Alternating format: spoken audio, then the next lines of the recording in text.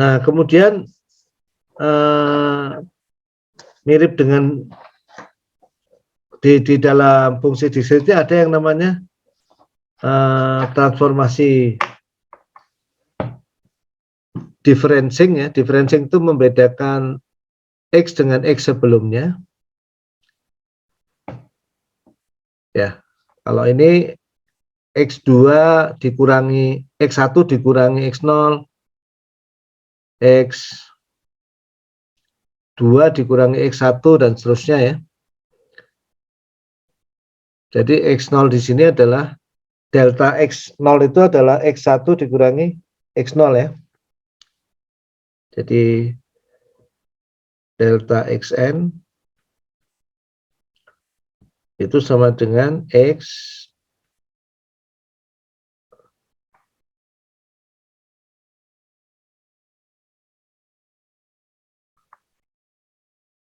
n plus 1 dikurangi Xn.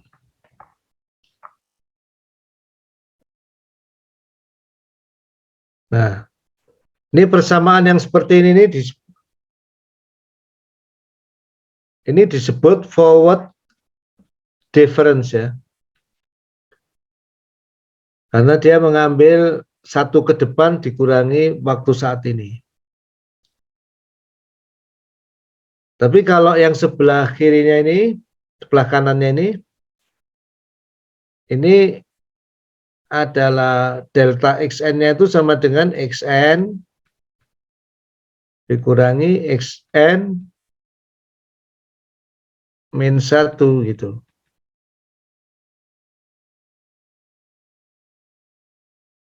Ini disebut backward difference.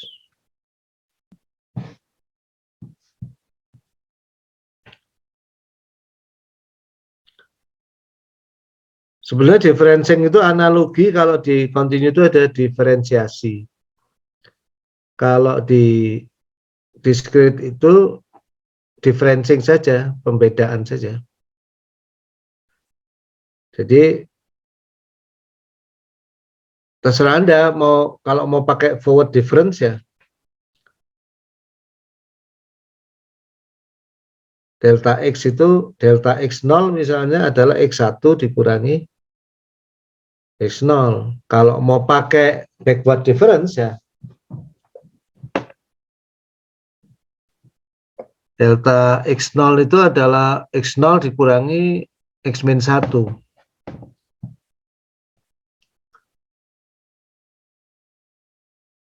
Nah, ini menarik ya, kalau Anda lihat misalnya untuk unit step, untuk fungsi tangga ini,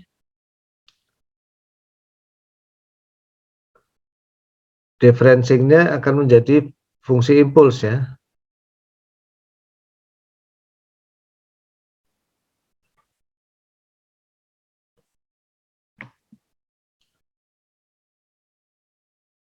Jadi fungsi impuls.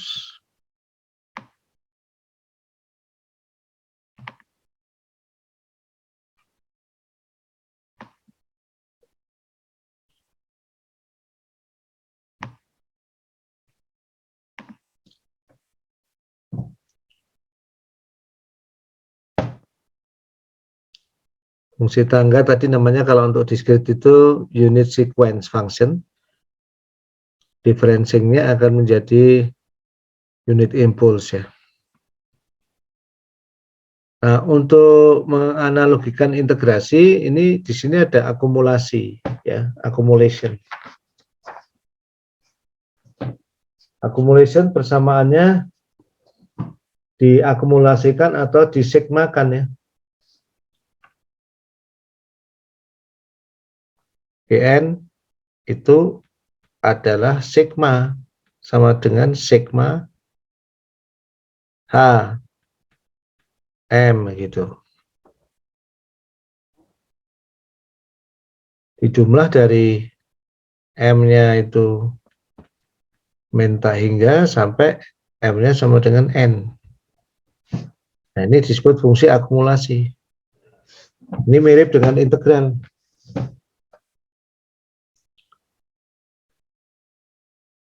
Ya. Nah, ini Anda harus menguasai ini kira-kira latihan pakai Excel atau pakai MATLAB atau pakai Python ya. Konsepnya ya gini-gini aja sederhana, tapi kalau nggak berlatih bahaya. Kemudian untuk discrete time itu ada konsep fungsi genap dan fungsi ganjil juga, event function dan out function. Mirip, saya tidak akan ulangi ya. Mirip semuanya. Maaf Pak, saya mau bertanya. Ya. Kayak ya saya ngerti untuk event function dan out function, tapi yang GEN itu sama dengan GN plus G minus N per 2 itu maksudnya gimana ya? Kayak Ya, untuk bagian GEN itu adalah bagian eventnya ya. Jadi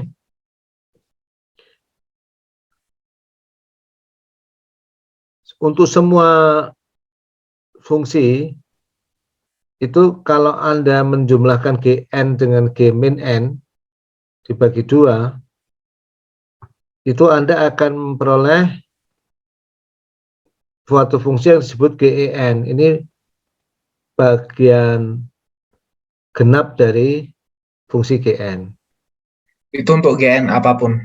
Iya, jadi nanti GN apapun itu selalu bisa didekomposisi jadi bagian genap dan Oh, bagian ganjil oh, gitu. oh, oke, makasih Pak.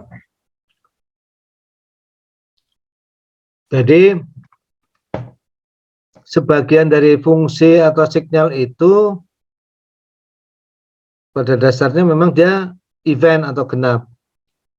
Ada lagi yang ganjil.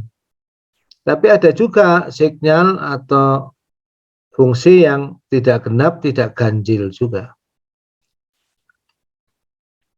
Tapi persamaan ini tetap berlaku itu. Nanti kalau dia tidak genap, ya bagian genapnya 0. Kalau dia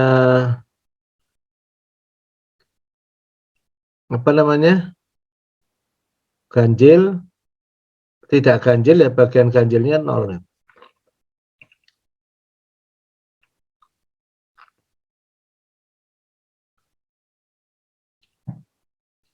Yang ininya yang saya ragu, makanya ini saya hapus dulu aja.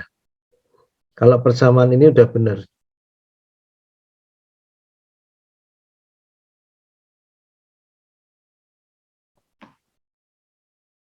Maaf.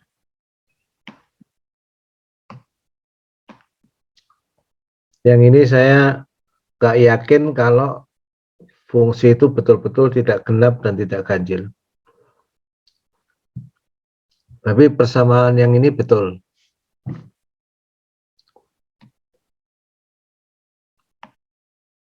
Jadi dalam buku itu bisa Anda lihat di halaman 50 ya. Di halaman 50 di buku. Maaf, saya buka bukunya.